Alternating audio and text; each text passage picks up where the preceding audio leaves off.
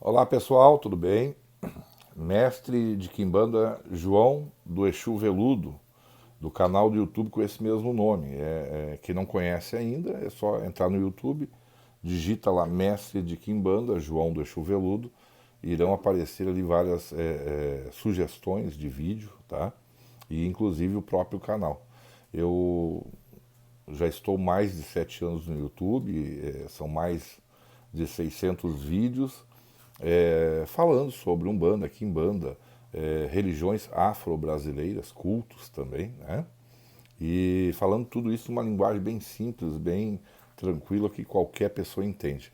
A proposta do canal é justamente falar para pessoas que são leigas dentro do assunto.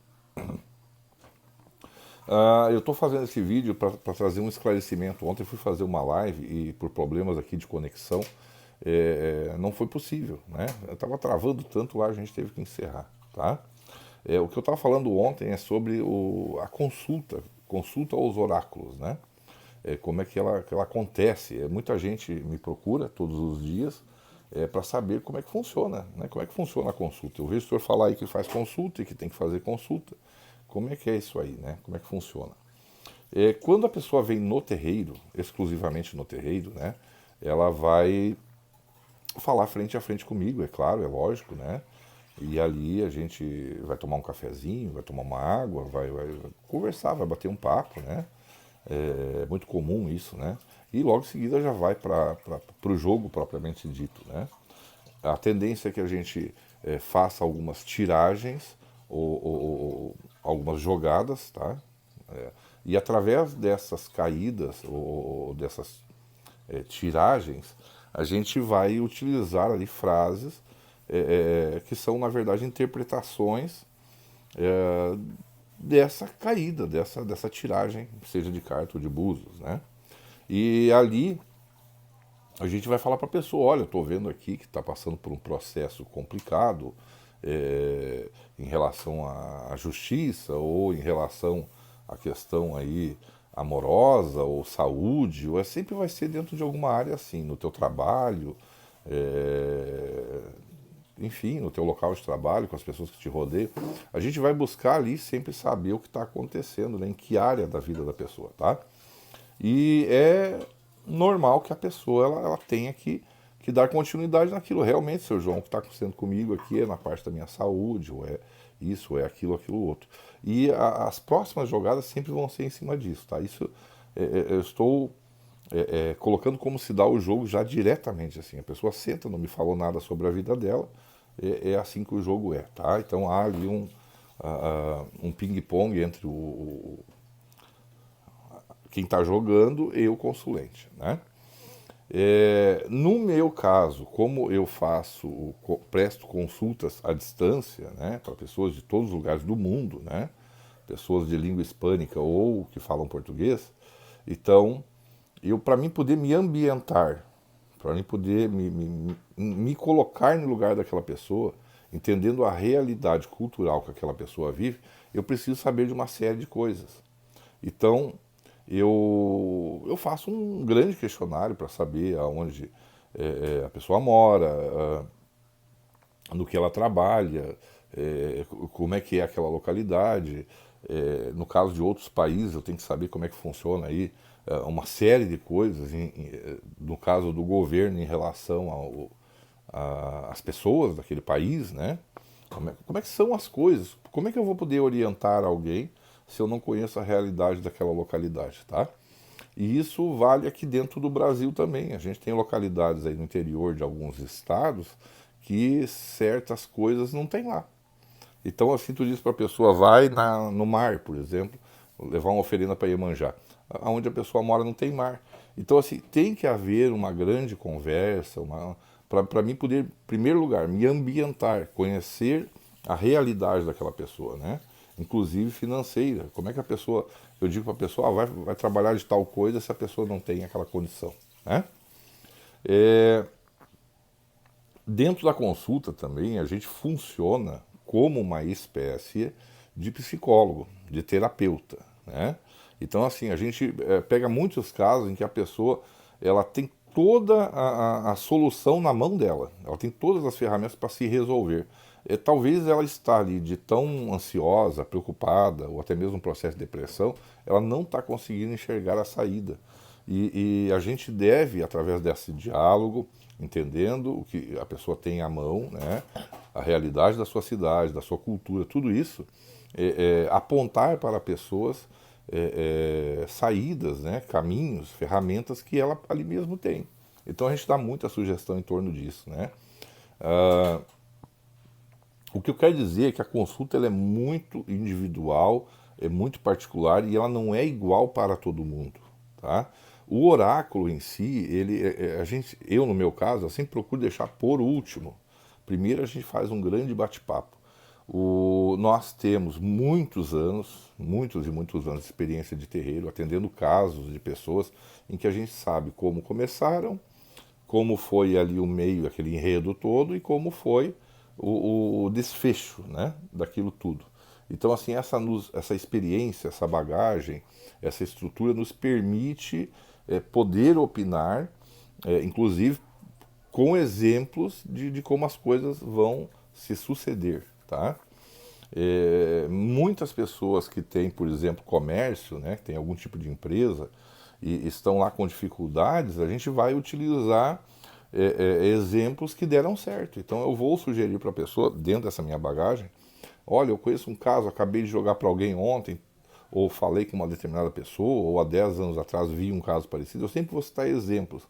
Então quem sabe tu faça isso, ou tu faça aquilo, ou daquele outro, do jeito. A gente sempre vai apontar uma saída para a pessoa, e com certeza aliando a questão da experiência de vida, a questão do estudo, porque a gente também tem que estudar muita coisa, muita coisa. Quando não está se dando consulta, não está no terreiro, a gente está estudando, seja lendo, seja assistindo vídeos, documentários, etc. Tá? Para poder ter bagagem, para poder dar esse apoio a quem nos procura. Então é assim, toda consulta é cobrada um determinado valor, cada pessoa tem o seu valor, eu não vou falar aqui no vídeo qual o valor, mas é um valor que eu acho que é justo, pelo tempo que a gente fica ali conversando. Muitas das vezes a pessoa, ela, depois de tudo aquilo que eu indiquei para ela, todas as dicas que eu dei, quando ela vai pôr em prática, ela tem algum tipo de dificuldade ainda, ela pode entrar em contato comigo, não me paga mais nada por isso, não precisa pagar outra consulta, entende? Então, mantém contato. Eu sempre digo, eu não tenho clientes, eu tenho amigos, as pessoas se tornam meus amigos, minhas amigas, tá? É possível também, dentro das religiões afro-brasileiras, fazer trabalhos que são feitos à distância, tá? Entenda-se que não é a mesma coisa que fazer presencial. É claro que nada como pôr a mão na massa, né? Nada substitui isso. Mas hoje em dia é possível, desde que haja compreensão daquele que está recebendo esse trabalho, tá? Que está sendo beneficiado por esse trabalho. Então, assim, a gente faz os trabalhos no terreiro e, ao mesmo tempo, a pessoa, através das suas atitudes, ela coopera com essa ajuda espiritual, eu diria, que ela está recebendo, né? Outra dúvida que também é muito corriqueira, que me perguntam todo dia, é sobre valores de trabalhos, né?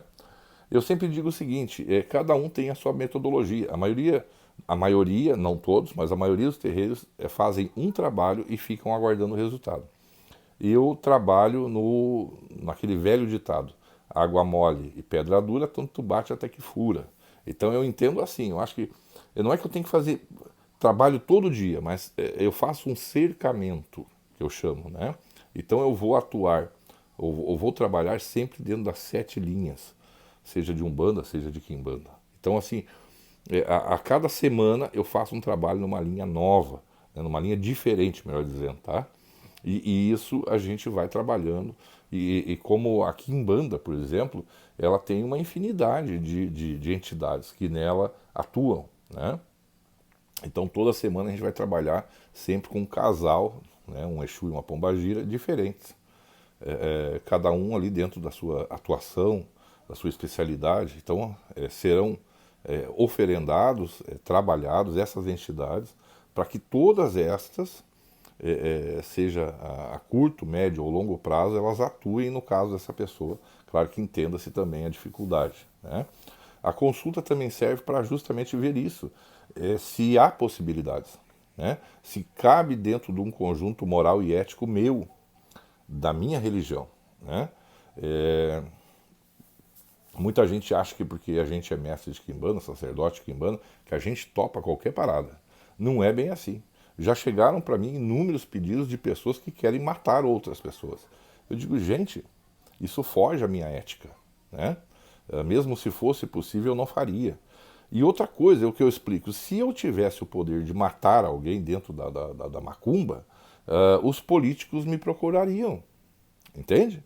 Quer dizer, imagina quanto isso renderia de dinheiro, por exemplo, um candidato a presidente querendo matar o outro, ou um candidato a governador querendo matar o outro. Prefeito, então, nem se fala. Então, assim, eu ganharia milhões matando pessoas na macumba. E isso não existe, não procede, né? Se fosse possível, macumbeiro não trabalhava para pobre. É assim que a gente fala, tá?